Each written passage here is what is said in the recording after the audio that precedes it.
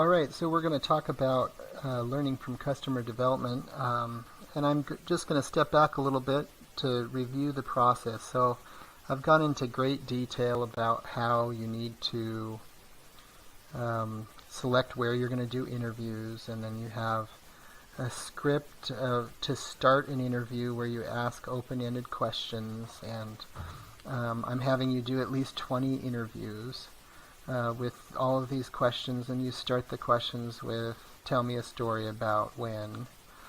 And then in the last class we talked about how you take that qualitative information, those specific quotes, and then you try to turn that into basically whether the person has what they say represents a pass or a fail for your different value propositions. Now, taking that step, so going from the interviews to categorizing them as a pass or fail on each value proposition is really tough, and it's an art, and it can be confusing if you don't have a rigorous process. You're going to have problems. And so the reason I've gone to these great lengths to do that is to help give you a little bit of confidence, to help you know the customer archetype, the persona that you're trying to the type of person you're trying to target, and hopefully get some real clear insights. You're going to get plenty of insights that are unclear, but hopefully through this rigorous process you'll have something that's clear. So first step is do the interviews, second step is turn them into pass-fail, and then the last step that we're going to talk about today is taking them and turning them into kind of a table that looks kind of like this. And I'm going to, and basically the idea is you turn those zeros and ones into some percentages that you can compare against your original hypotheses that you made before you started the interviews. So I've made a spreadsheet to help you with this. This spreadsheet is called Lean Startup Data Work, and it is on Web Campus. So you go out and do the interviews, and then you turn those interviews, you classify the interviews based on the quotes that you get according to pass, fail, based on each value proposition, and you also need to record information relative to the customer segment. So this interview here, this area here, I'll just highlight. This is what you should be able to have already done based on the interview. So you have listed their names, and then what you think is relevant. In this case, I'll zoom in here. In this case, you thought that this data is based off of an idea for an app in which people that are going shopping want to get feedback on an outfit, and so they can connect through the app to aspiring fashion designers or fashion design students who can give them some feedback on that. And so the people that came up with this idea in a former class, and I generated this data based off of that, they thought that that people that would be most interested in this would be females, and that those females would be 25 or less. I recorded that here, and that they would be people that shop quite a bit, over five or more times a month. That's what they thought their customer segments would be. So you need to record information relative to see if the people that you talk to are fully in each of the customer segments. So you need, in this case, they needed to record their sex, their age, and how often they shopped. And then based on the interviews, they record a 0 or a 1, a 0 meaning that the person doesn't value what they thought, the value proposition, and a 1 meaning that they really do value value proposition. So a 0 is a fail and a 1 is a pass. So Sophia here, she may have 3 different value propositions. The first is wanting to have a shopping companion, the second one having purchase regrets, and the third one wanting more original outfits. So they thought that their app provided each one of those different types of value. And when they talked to Sophia, it seems like Sophia didn't really care about having a shopping companion, but she did have purchase regrets, and she did want more original outfits. Okay, so that's the information that you should already have gathered, and I've made a table out of that here. Okay. Now we're going to take this information to try to understand more about the process, and I'm going to go through it so that you can better understand this process.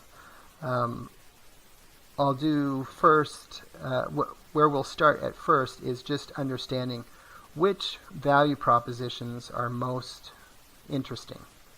Okay, and in order to do this, I guess I'll add an extra column here for percentages, which is missing there. In order to do this, we need to know the total number of interviews. So the total number of interviews goes over here.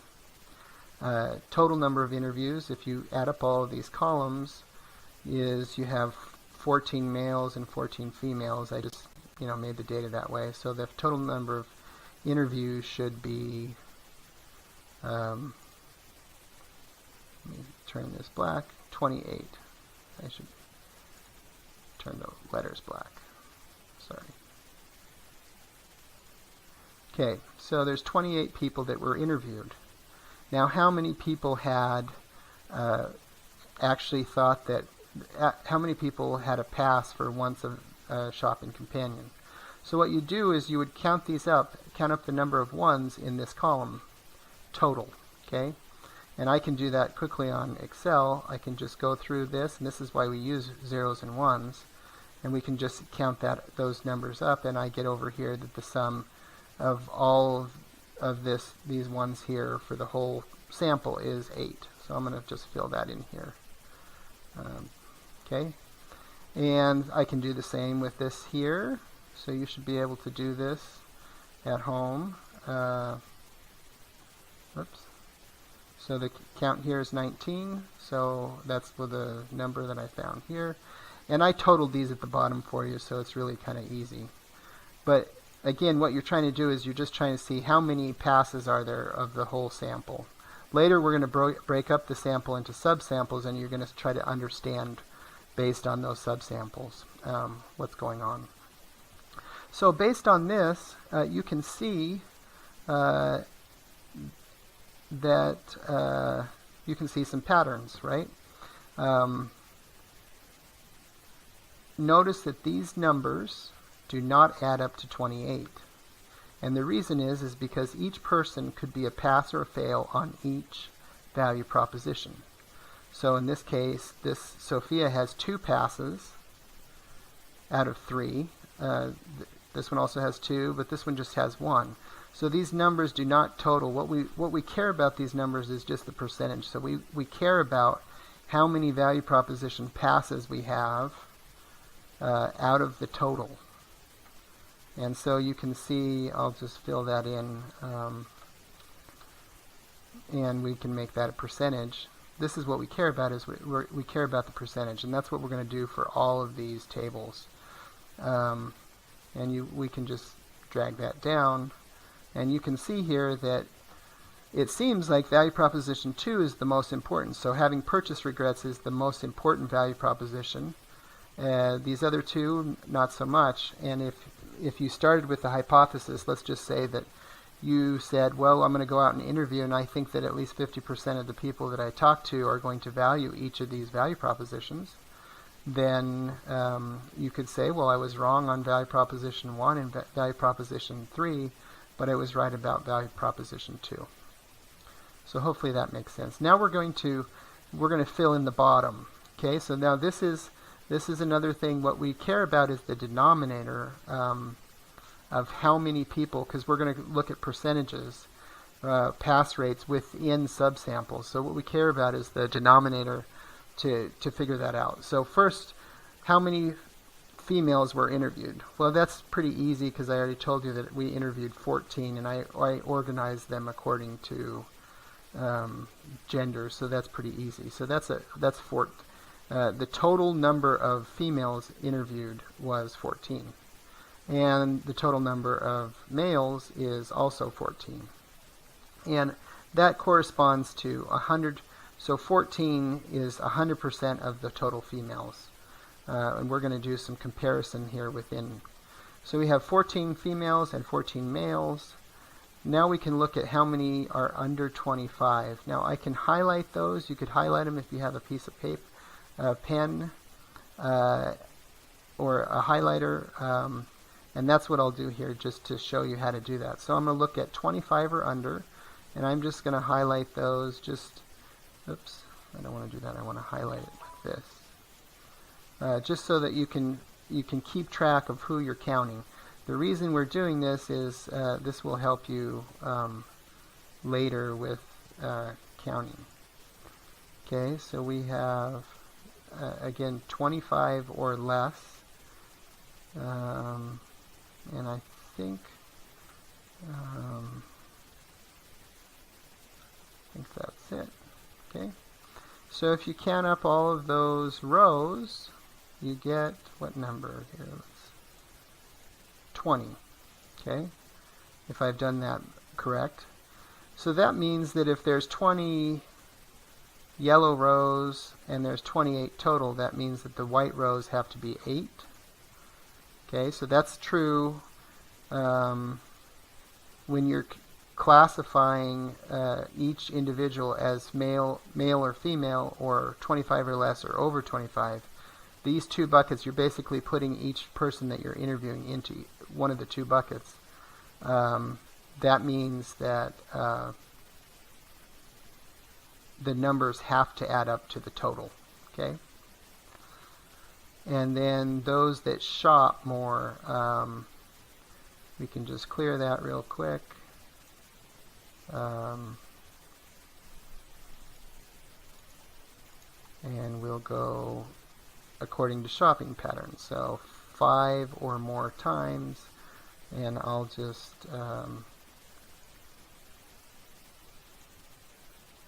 oops, I missed one. So again, what you're trying to do is you're just trying to divide this sample into different subsamples so that you can see if there's any patterns there that are interesting. Oops, I did that wrong. Let me start that over. I got confused.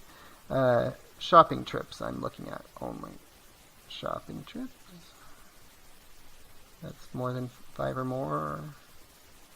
5 or more. 5 or more. 5 or more. 5 or more. 5 or more. 5 or more. And 5 or more. Okay, so I'll just, I'll color those ones green. Okay, so if I count up all these green rows, you should get the number, and I think I did this one wrong. 1, 2, 3, 4, 5, 6, 7, 8, 9, 10, 11, 12, 13. Yeah, so this should be 13. And then the other, adding up to 28, would be 15. So we'll go like that. Okay, so that tells us, that gives us the start, and then I'm going to finish this data work in the next video.